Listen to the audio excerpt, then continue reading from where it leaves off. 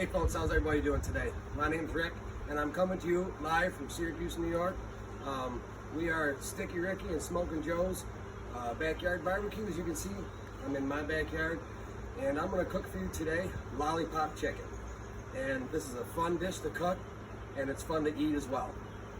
What we got here, went to the local grocery store and I got a package of drumsticks. And what I'm going to do, you got to make sure you got a really sharp knife. And I'm going to show you how to prep these. And the one thing about prepping these is it takes time, and a lot of time, so you got to make sure that you plan ahead, especially if you have a lot of people over. You got your basic drumstick right here. And what we're going to do is we're going to cut off all the stuff that you do not want to eat.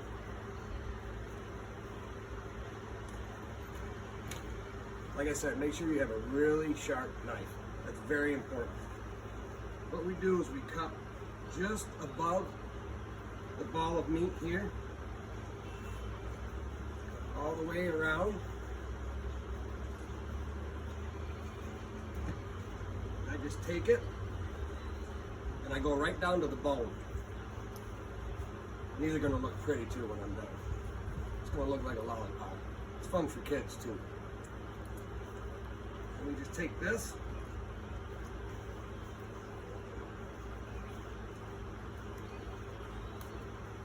pull this off, make sure you have a garbage bowl.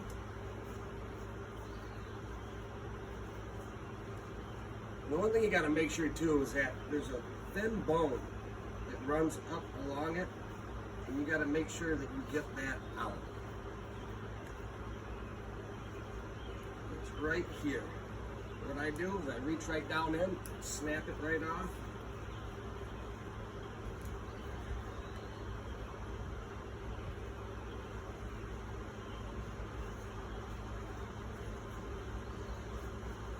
We're just making sure you're cleaning this up, make it look presentable, and it already looks like a lollipop. Then you're going to take the bone, you're going to pull it up a little bit, so you got that ball of meat. Don't that look pretty? Trust me, when I get the rub and everything on it, it's going to look even prettier. Alright, I'm going to do one more for you. I'll explain to you later what the foil pan is going to be used for. That's what we're going to cook them on, put them on the smoke. Alright, I'm going to do one more for you, so you get the idea.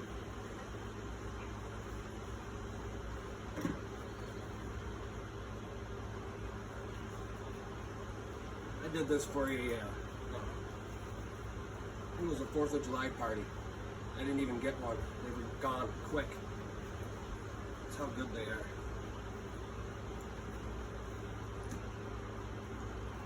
And that's a fairly short cook. These will cook about 3 hours. I usually cook them to about 170. They stay nice and juicy.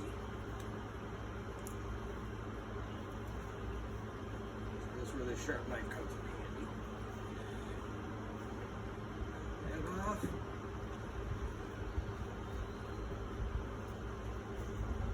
This stuff. Trim.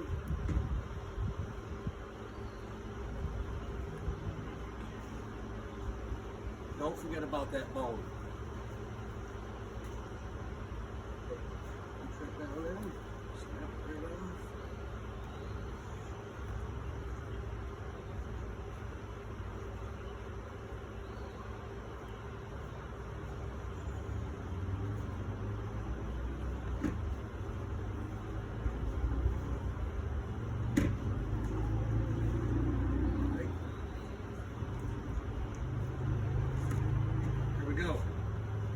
Alright, what I'm going to do is I'm going to go in, I'm going to prep the rest of these, then I'm going to come back out, and I'm going to show you what kind of rub I'm going to use, and then I'm going to show you how to prepare these in this foil pan.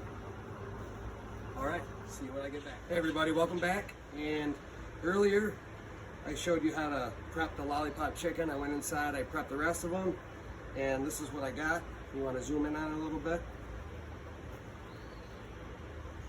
So what we're going to do now is we're going to add our rub. And the rub that I chose today, you can make your own. I make my own sometimes, but I found this maple rub at Chuck Hafner's, and I'm going to give that a whirl. See how it comes out. I've never used it before. So what we're going to do is we're going to put the rub on. I like to coat it really good.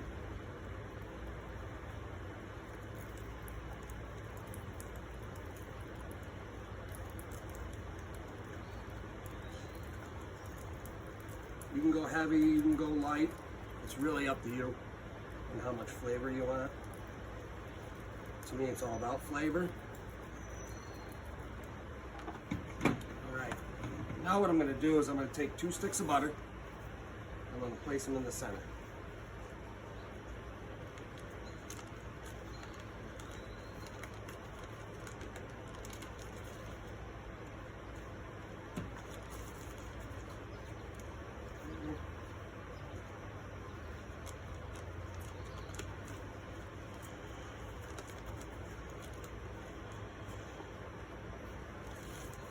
Then I'm going to take, you can use apple juice.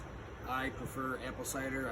I'll show you when I get the smoker fired up that's what I use in my drip pans. And I'll show you the charcoal I'm going to use. I switched to lump. And I used to use the briquettes, but they burn up too quickly. And the lump charcoal, it lasts a lot longer. And I'm going to use apple wood. But when we get to that part of it, I'll show you all that and how to do it. And I'm going to take some apple cider and pour it in the pan.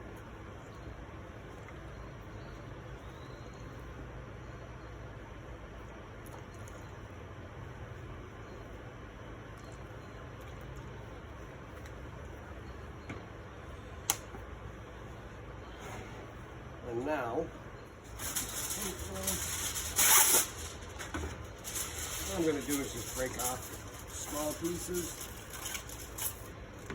Just take it, wrap it right over the bottom.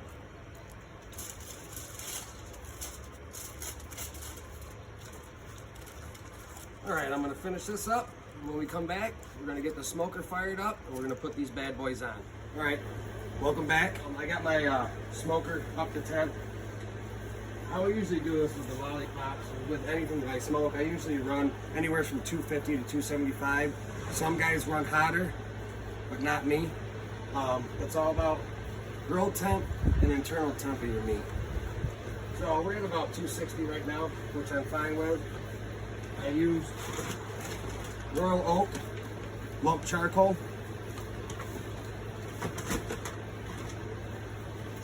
And apple chunks. I do not use the chips because they burn up way too fast. So what I did was I put it in my chimney. I got that lid. Put it in the firebox. And as you can see, all the modifications that I had to do to this. This smoker does not come ready to smoke. You have to buy the lava locks. You got to buy the gasket. It's fun. All right, let's get these on.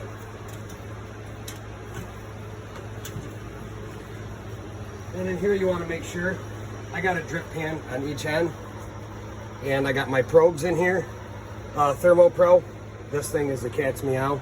I love it because I can go to my neighbors. If I got people over, I can walk around and conversate, and it's still going to tell me the temp of my grill. All right. So we're going to put these bad boys on.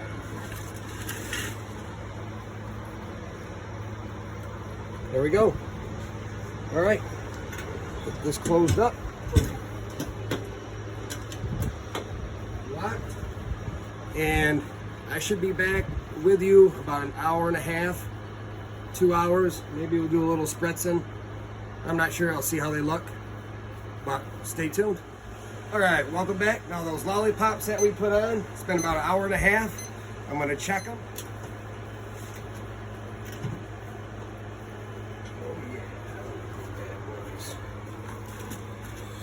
Also, I'm going to spin them.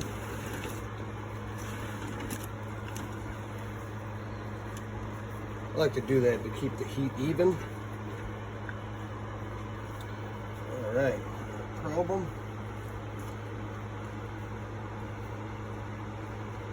We're at about 156. So I figured about another hour. And you should be ready to have barbecue sauce put on them.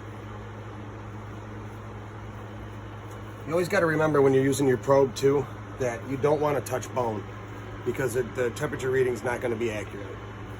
All right, I'm gonna stoke my fire back up, close this back down.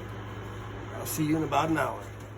All right, welcome back. Those lollipops that we put on earlier, they are now finally done. Come here and check these out. I've probed them. They're at 172. Now what we're gonna do is we're gonna take barbecue sauce and we're gonna dip them in barbecue sauce. And the barbecue sauce that I'm using today, Meat Mitch, this is the best barbecue sauce in my area that I have had. And I watch another guy on YouTube. His name is Matt from Meat Church. You should check him out. He's a barbecue supply place. He puts out amazing product. So we're gonna go ahead. Just a bowl.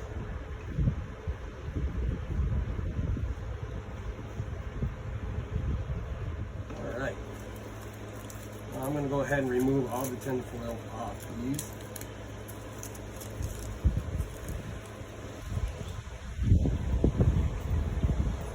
Take them, submerge them,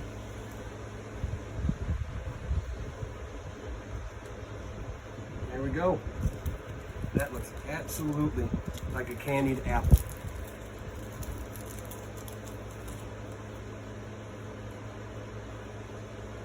You can put these back on if you want to let the barbecue set up. I'm not going to do that today. Come here, get a close-up of that. Those look absolutely amazing.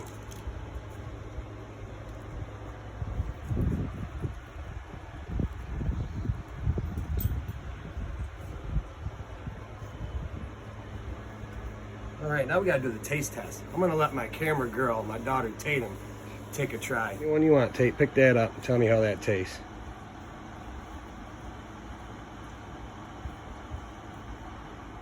Really good.